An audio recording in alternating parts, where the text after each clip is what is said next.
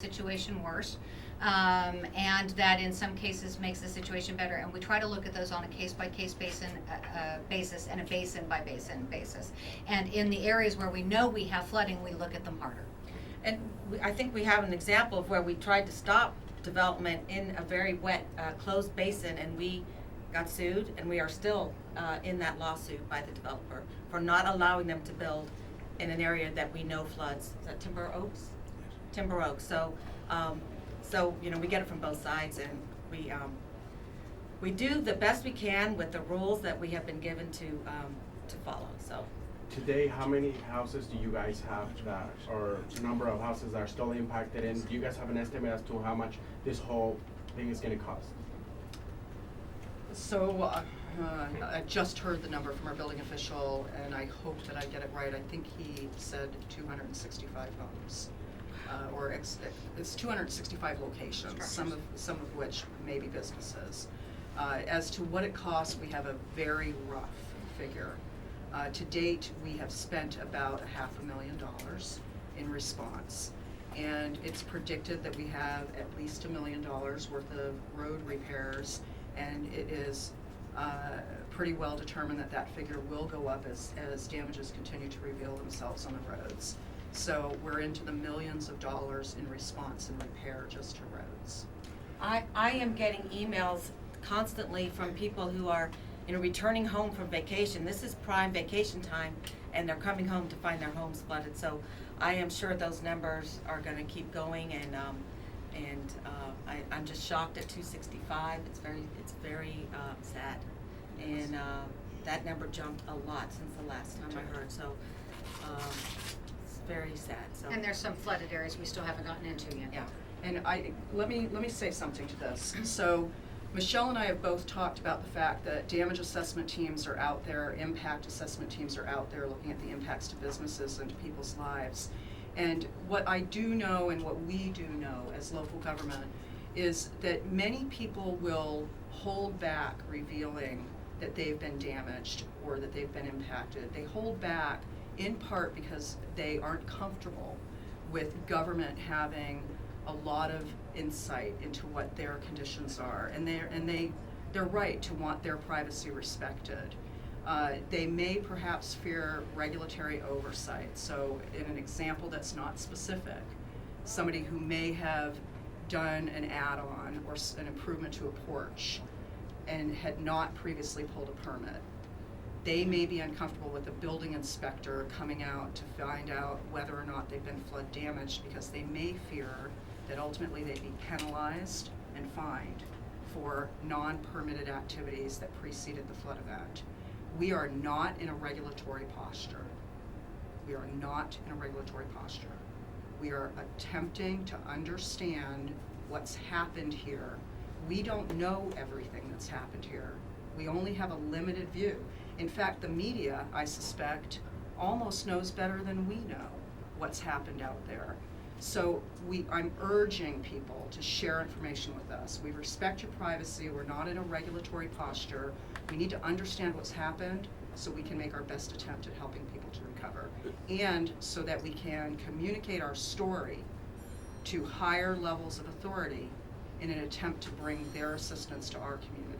Does that mean you'll provide amnesty to anyone that's had some sort of permitting blunder where they didn't permit? I mean, is that an open door amnesty if someone has some sort of flooding issue but is afraid of that? So as the not high-ranked official, I can tell you that in my conversations with those who might be in a position to regulate, I wouldn't use the word amnesty, but certainly they have shared very directly with me that every day they don't go out looking for violations. They only respond because of their ability. They only have so many staff people and so much time.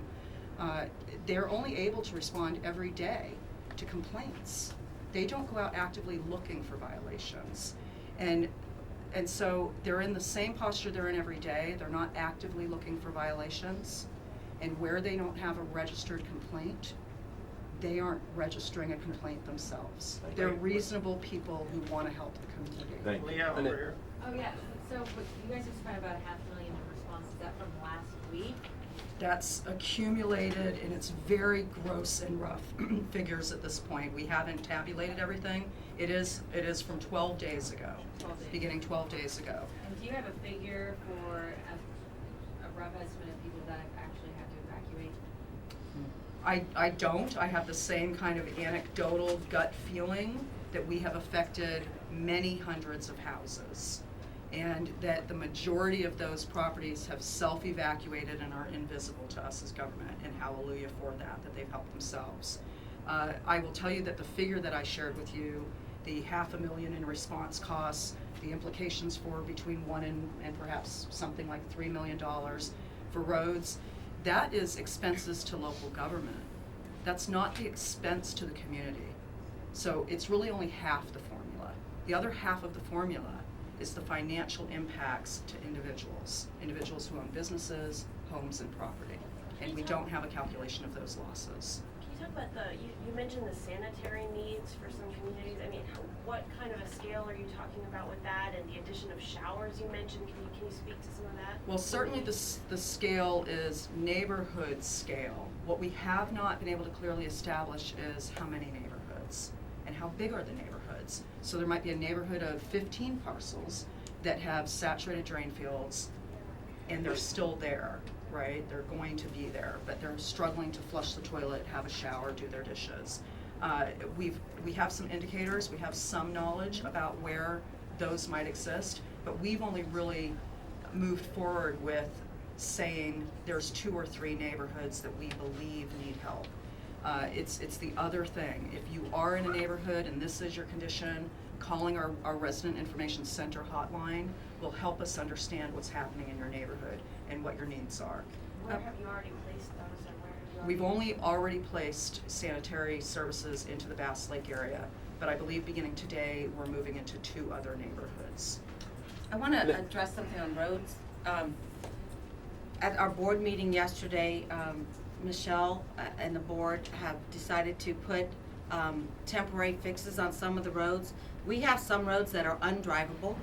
An example is Westwood and Holiday. And I wanted Mike Garrett to talk about how we're going to make those roads accessible quickly so that our residents can get in and out. What essentially happened to the roads was that the base became saturated on some of these older roads, and vehicles actually punched through the asphalt. The asphalt's simply gone, back to dirt roads mixed with broken asphalt. And people are getting stuck in it. It's very soupy. They will dry out in time, but in the short term, we've hauled all of the millings that PAW has, and we hauled millings all day yesterday from DAB, about $200,000 worth. We have them stockpiled. We're going to be going in this week to those areas that are impassable and placing millings to get access. We're also going to be placing signs, local traffic only on those roads that were repaired, and also no heavy trucks. So that'll be a temporary fix. The long-term fix, of course, is to go in and completely redo the roads. I have a question on the roads. State Road 54 is a major hurricane evacuation route. It's been shut down to literally one way each direction for about 2 days. How concerning is that for a county, that being a major evacuation route? This is a huge concern for Pasco County, and it is why we have been working so hard to permit the Ridge Road extension. State Road 54 was closed during Tropical Storm Debbie for several days. It was closed down to 1 lane in each direction for this event. And these are rain events. These aren't major hurricane events where we're trying to evacuate a couple 100,000 people from the Pasco County coast. And in fact, most of northern Pinellas County evacuates through Pasco County.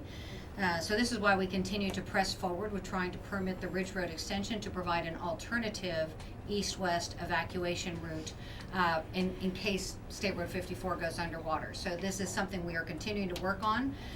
It is a big priority for us to provide that extra evacuation route, and it is very concerning to us. That could be years down the line. What do you tell the residents that live east of Rowan Road?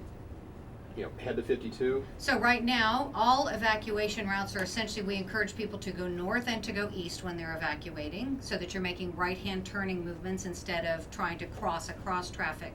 So now it would be a matter of, if we were to order a hurricane evacuation, for example, tomorrow, and that road was already at decreased capacity, then we would be facilitating, for example, the Pinellas County and the Holiday residents to continue north on roads that go north-south, Grand Boulevard, US 19, until they got north to State Road 52. And that's it's almost 10 miles north from 54 before they can start to move east out of harm's way. So it's a very dangerous situation. It's very concerning to us. Is the message when you hear evacuate, evacuate? Absolutely, and thank you for asking that. So oftentimes when there is a hurricane threatening, people stand by and they watch your meteorologist on TV and they wait until the very last moment to evacuate.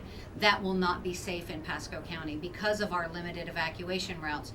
We order the evacuation order in sufficient time to allow people to safely clear out of the danger area. So when we say evacuate, that means now, in order to safely reach a destination because of our limited routes. Some residents have complained about previous new pavements on roads being built on top of the former roads there. Is that something you're looking at as to how you're going to be paving these roads, stripping away old roads? Can you talk about that? Well, I'm not sure I understand. The roads that we have damaged have no pavement left, Right. essentially.